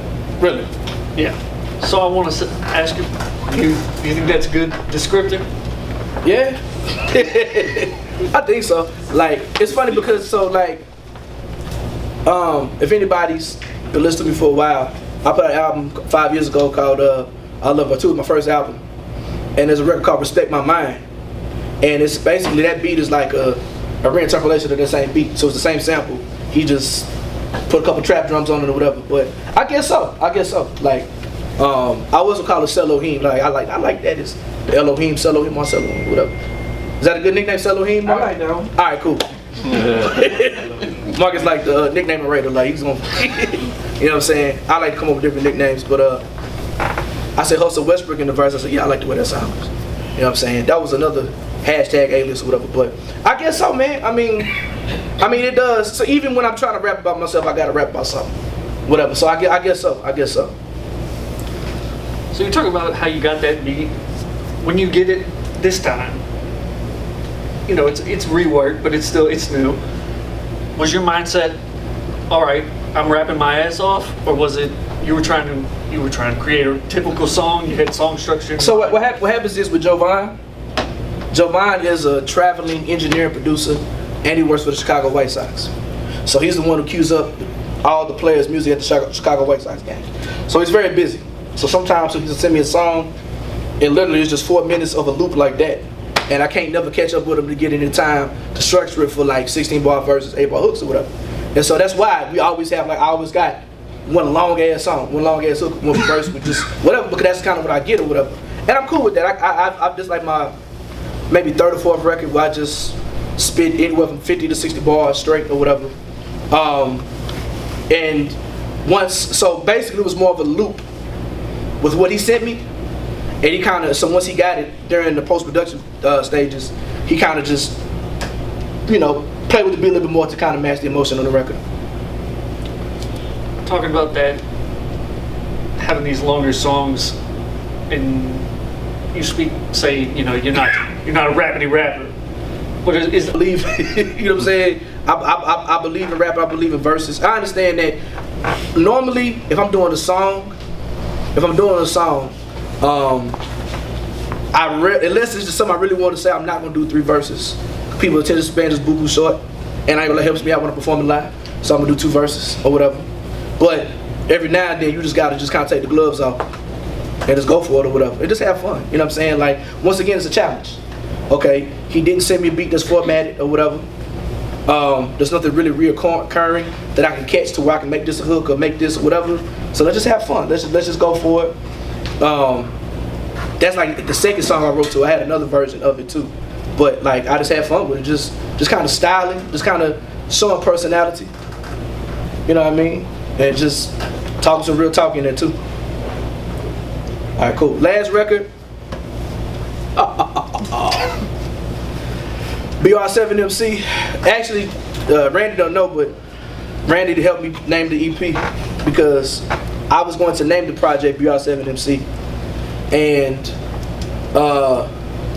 we had a show at Tommy Pop Shop, and I was like, yeah, I was about to perform this record. I was like, yeah, this record is gonna be the first single off of. And I looked at Randy, and I don't know why. I just said 7. BR 7 MC didn't come out. I don't know why. Ain't like he had like a Kaepernick jersey on. I don't know why. Maybe that's why. Maybe because of Kaepernick. I don't know. But it just kind of hit that way. I don't know why. But I remember looking at you directly. He was looking like, oh, what's gonna be called? And 7 just came out. That's supposed to be our 7 MC. So I don't rap about myself a lot. You know what I'm saying? Much. I don't really talk a lot of shit. I took the liberty to talk a little shit on this record. Let's go.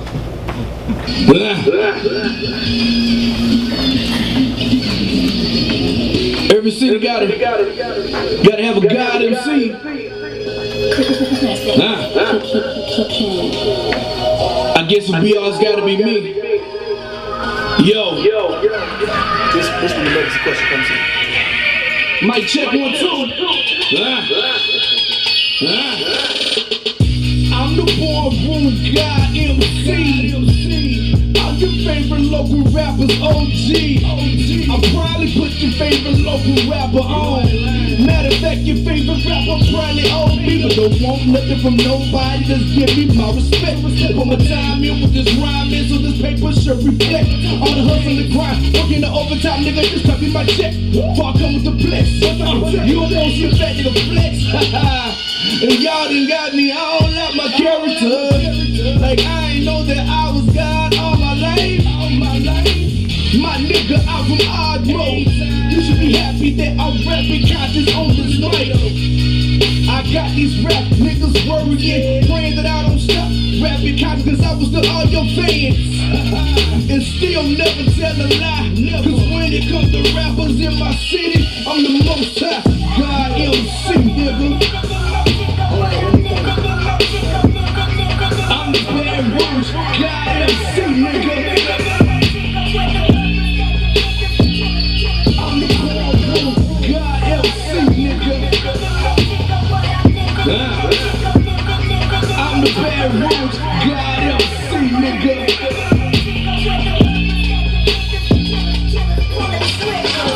I was born to rule the Jigga City's Black Messiah. Every rhyme I write to civilize an 85.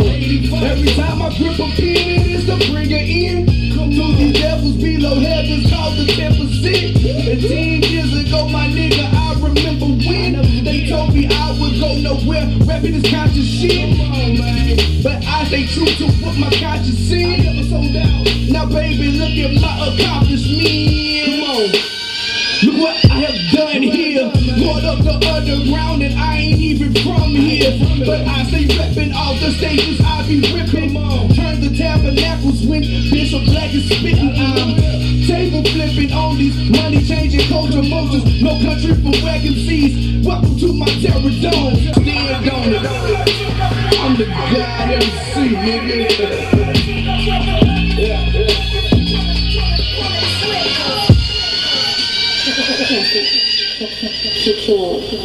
All right. Want to shout out the producer real quick? Shout out to, all right, so that record is crazy because, so in 2011, I dropped an EP called One Love and Hate Story. February 2011, I got a record called Nigeria here. And I have a line I say, hard mode nigga, but I'm living in that jigger. Where the hustlers be pulling the triggers and the killers, whatever. Hustlers be getting the figures and the killers be pulling the triggers. And so, y'all hear me talk about Alfred Banks all the time, but that's like my best friend. And, you know, one of my closest artist friends. And his producer, like, sampled me. So, and the song Nigeria was produced by Jay Philly, right? So he took me and Jay Philly's record, chopped up a piece, and made a whole nother song out of it, right? So I thought that was cool, like, to have yourself sampled on the record, you know what I mean? And so, it's funny because, like, every time Chris produces a song for him, it makes me want to talk shit. So he did Bad Man. So he bring that bully out of me, you know what I'm saying? Now you see why Alfred doesn't have conscious record. Huh? You said what? That's why Alfred doesn't have conscious. Right, yeah. Right. But yeah. So shout out to Caesar, man. So he's the only person. That's the only record. It's still cool because like I didn't, because a lot of I believe in one producer projects. I think some of my best music is one producer projects.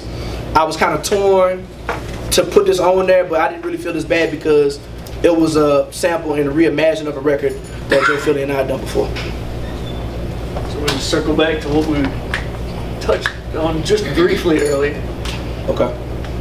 We're getting into legacy now. Get into legacy, absolutely. What is your legacy if it ended today? If it ends today, I believe a resume. I believe things that I've accomplished as a solo artist. I believe if you look at those things, and when I say this, I'm speaking of as it pertains to underground Baton Rouge hip hop. I can't compete with what Max and them did, Boosie and them did, CeeLo, Webby, whatever. I can't compete with that shit. But when we talk about underground hip hop, no club shit, no jig shit, I feel like I'm the #1 rapper in Baton Rouge. I feel like nobody's ever done what I've done. Nobody's ever doing what I'm doing. Nobody's ever went to the places, the festivals, the stages, got some of the accolades I've gotten, worked with some of the artists who are internationally renowned as me or whatever. And factual.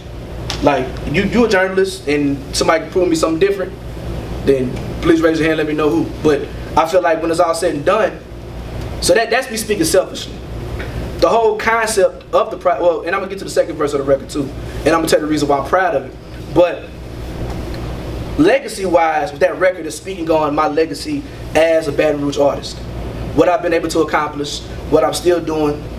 All the artists, like nobody in the past 10 years has put on more rappers than me, put on more shows than me.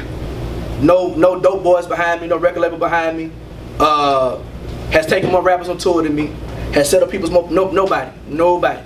Plain and simple. Other rappers are too stingy to help other rappers out. And the rapper in this room can say there's another rapper who's more willing to help them than me. And actually had the resources to actually put them in some different places. These are facts. Facts only, you know what I'm saying? A lot of promoters don't like me because I'm my own boss.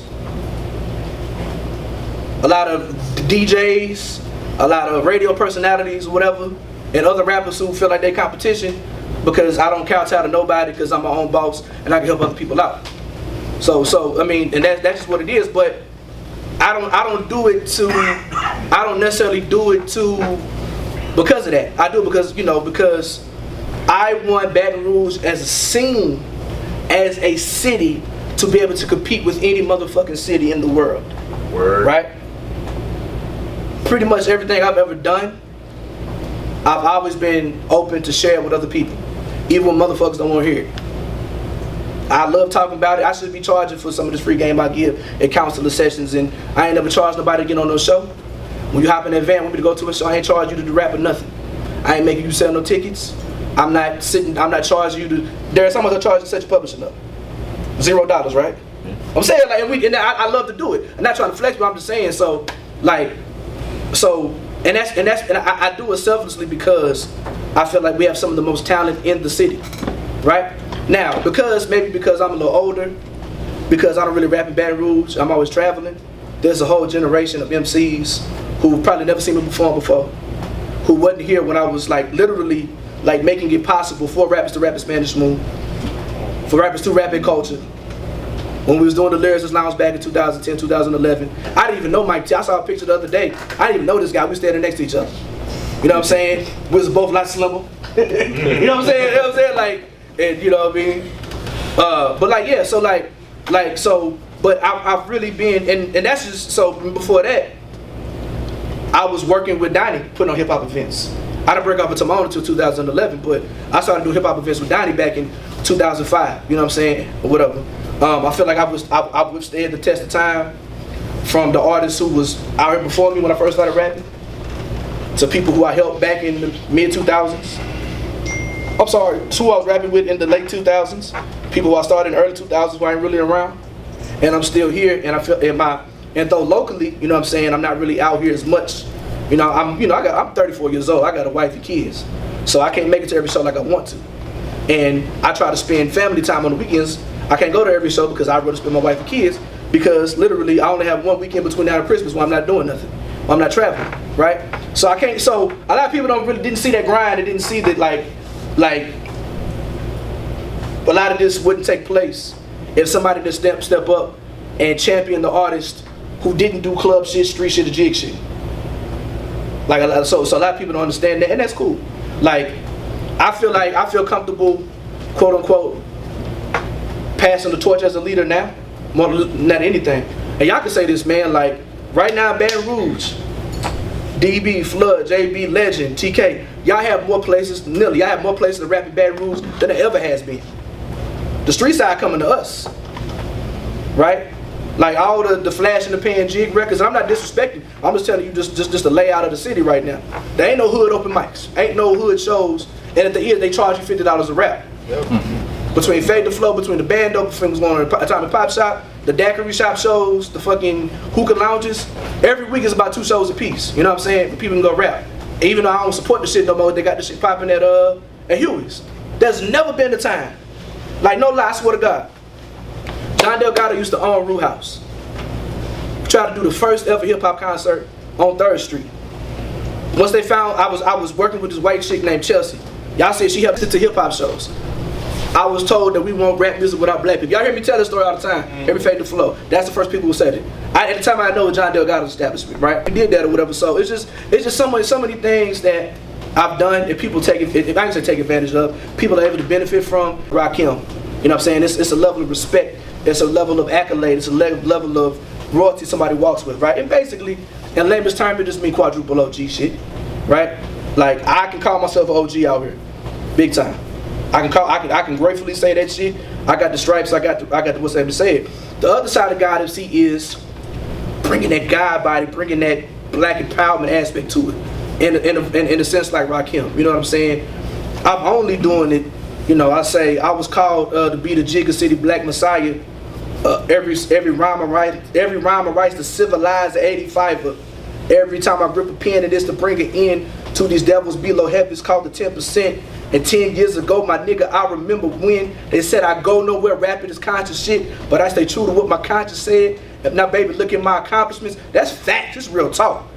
I'ma tell you, and I thank Joe for my career because I was making music and it was some hip hop ass shit. The beats weren't that good. Joe was like, "Say, bro, I think you dope. I give you some better beats." And here I am 10 years later. You know what I'm saying? So, you know, I was making the same type of records all my career. But, and everybody I'm talking about, I remember trying to go to, I said, because they know they don't play my shit, you know what I'm saying? Remember going to Super Mike, and he give me a spiel, he ain't playing my shit. I remember going to Perfect 10 parties, going to TJ, some other promoters, they not fucking with my shit. They dap me down, show me all type of love, because they rock with Donnie. But once I realized that I don't really need them, I don't really need no gatekeepers, I don't need to kiss no ass, I can boss up and do what I gotta do. You know what I'm saying? I use my resources. I found my friends. I found the people who love and support hip hop or whatever. I didn't need nobody, and I didn't need to depend on anybody who wanted me to kiss their asses to get on. And to this day, I don't, or whatever. You know what I'm saying? And I told myself, once I get to a position where I can help other artists, that I would do that. Like I lose money every time I do Fade the Flow. I literally be coming off of planes to get here. I ain't seen my wife in 2 or 3 days. That's because I care about the community and I care about seeing young stars rise up. You know what I'm saying? And try to provide those opportunities and platforms that I never had when I was coming up. That's why I don't fuss at nobody about the type of music they do. I always tell people to boss up, create opportunities for themselves. And if you just put the hard work and you do the, you know what I'm saying? If you do the work and you move right, you move correct or whatever, then you're gonna see the blessings, you know what I'm saying, come later on down the line or whatever. So yeah, so on that record, in terms of my legacy, I'm declaring myself as a quadruple OG God MC. You know what I'm saying? OG, old guy, whatever, I don't care.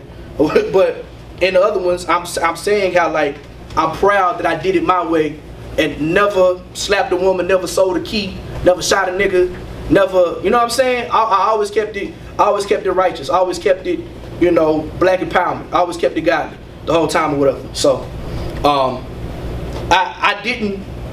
that's one of my best records I ever did, in my personal opinion.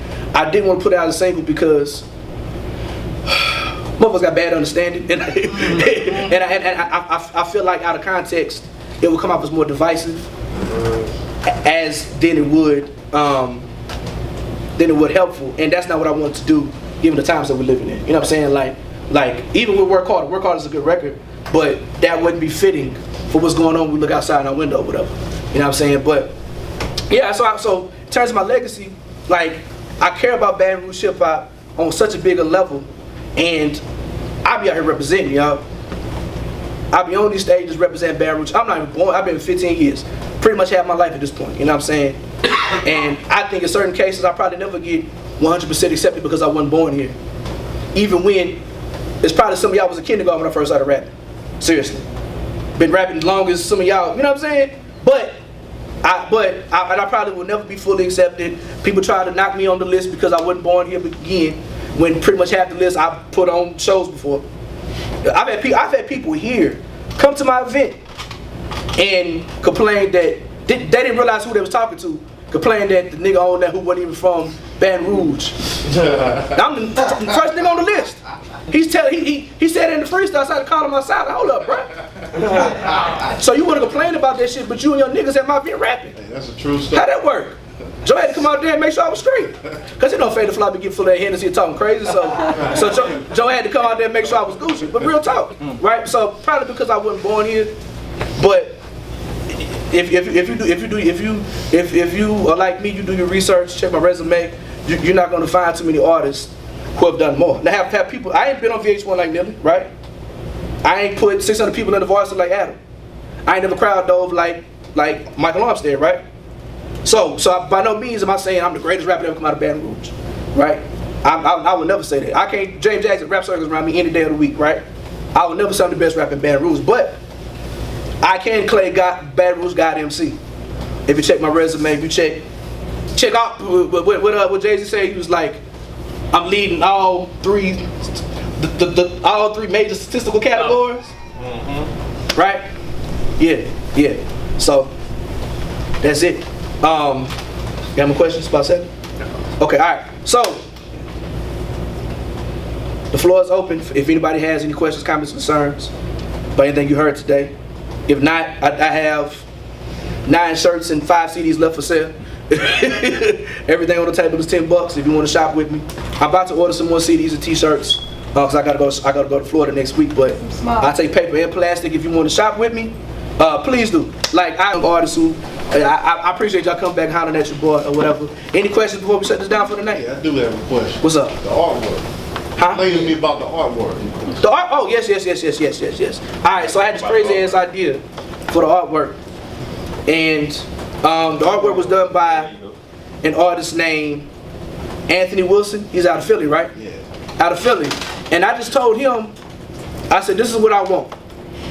I want it from left to right. I want a Trump rally going on with police outside, and I want there to be a protest against that. Then I want a peaceful protest with people at a hip hop concert. I'm a screenshot actually what I sent in the email, so y'all can see literally. And because what I wanted to do was tell the story of the project. So if you go from right to left, left to right, right? We read left to right. Okay. If we read left to right, my degree's in history, man. I apologize. If you go from left to right, it tells a story. It starts with Harry Tubman, and it goes to the anger. It starts with Harry Tubman talking about Trump. It goes to the anger and rage on Hallelujah. In the middle we got free black people. So you got people out here protesting humanity. On the other side, you know what I'm saying? So we got Work Harder, which kind of deals with the hip hop shit or whatever. But on the other side, it's more of a peaceful protest where people are just kind of how can I say, a certain humanity. And the last 2 records is more some hip hop shit. But as an artist, the artists on the stage and the DJ are speaking to everything they see. So, and on the back is this, I can't remember the sister's name, I'm so down bad.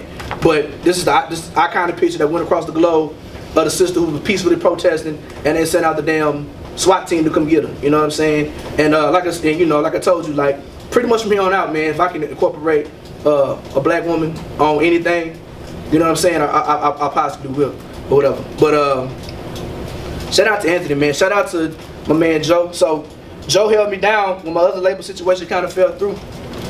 Real Profit held me down in terms of, you know, putting out Working Cry Freedom, you know what I'm saying, support me in every way possible. So I've been rocking with Joe for so long. As an act of loyalty, I said I want to come back with you and put this project out. And I don't know if I've said it, but like I'm helping A&R some artists for Real Profit as well. So, you know, we got a couple different things lined up in terms of business ventures or whatever. But yeah, so quick shout out to everybody involved, of course. Joe from Real Profit, you know what I'm saying. Jovan, Jay Philly, who produced 6 of the records, mixed and mastered the whole project. Fifth Child for engineering the whole project. Caesar for his production credits on there for producing BR7MC. Sister Victoria Cross for giving me powerful vocals. My man Mega Rant, big homie, big bro. You know what I'm saying? Who gave me a great verse. And my man Ant, who did the artwork. And a guy named Marcel P Black, he did a little bit of rapping on that too, as well. Any questions before we shut down? Another comment, Mark Dub, part man. I listen to BR7MC and I feel like whole thug, like I'm entirely thug. Like I feel majestic. I feel like Godzilla getting off the toilet. It's You're 6 inches tall, right? 6 feet taller. I'm 6'5", 270 pounds of problems. Gotcha. Which is like my true weight, just not my true height. But that's how really was but that's how I love that joint, man. I feel like I could take over an empire listening to that. I don't know if that's the message you wanted to convey. You know what's funny about it though? Everywhere I performed that song, even though the song was very bad news specific, they love it. I seen you perform. Huh? I seen you perform. Word. You gotta catch me. Like I did Tulsa last week, and you thought I was there. Like the way they was rocking with me. Like it's very, like in Memphis, like they really, maybe it's production or maybe it's because it's such a change in what I do as an artist, or whatever. You know what I'm saying? Maybe it's not as heavy or whatever. Jay, you got a question? You played the last one at Atomic Pop Shop. Huh? You played the last one at Atomic Pop Shop, correct? With Caesar. You know what's funny about it?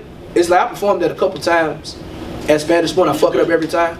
And y'all have heard it. That's the one. Y'all have heard it. I don't think people remember because I fucked it up so bad. Oh no! I remember what you did because you did the I did the second verse of another song. From another song. Yeah, I was feeling it too. Oh my god, bro! I was doing it. I was doing the record. I was doing the record, bro. And the first verse was flawless. And I started going into a verse from another record. And I looked at Justice. Justice looked at me like. I think it was the bad guy or the Bad Man. It was Bad Man. Yeah, the second verse. I'll be that big on that day. Look. So I'm like, I rap. I'm just like, and Justice got looking at me like, and I cut it off. I tried to play it off, right? And I tried to run the verse on acapella, and every word just escaped me, bro. That happens though, man. That happens. Hey, you could have rapped on your vocals though. Huh? Oh no! Listen, I gotta be out here like a mute out here before you see me rapping on vocals. Is it safe to say that last record is your Marcel P stands for Panda talking?